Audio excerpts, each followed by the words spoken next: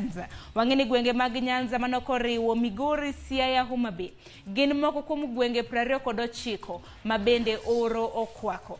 Jatend migao mochung' ne weche mag tudruok e pacho ka Eliud Owalo biro bedo ka chiwo chiemo e gwenge mopogore opogore odiochieng' ma kawuono. Sani entiere kar chung' od bura mano ma Muhoroni mantiere e kaunti ma Kisumo, kama bende opogo chiemo e town mane boma ma Koro.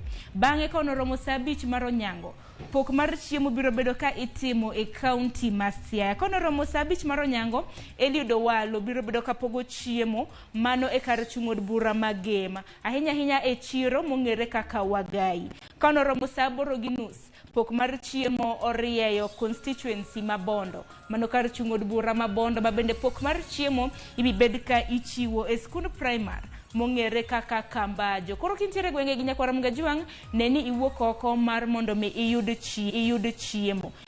E kaunti ma Kisumo en Muhoroni, pok mar chiemo dhi nyime itime e boma ma Koro.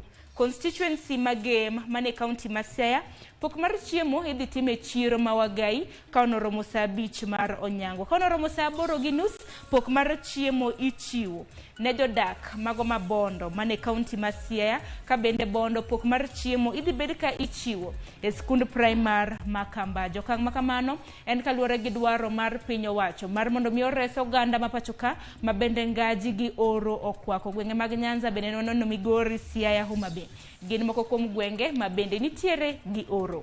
Kopogore gi manyakwara Mgajwang', wach machielo ma bende waluongo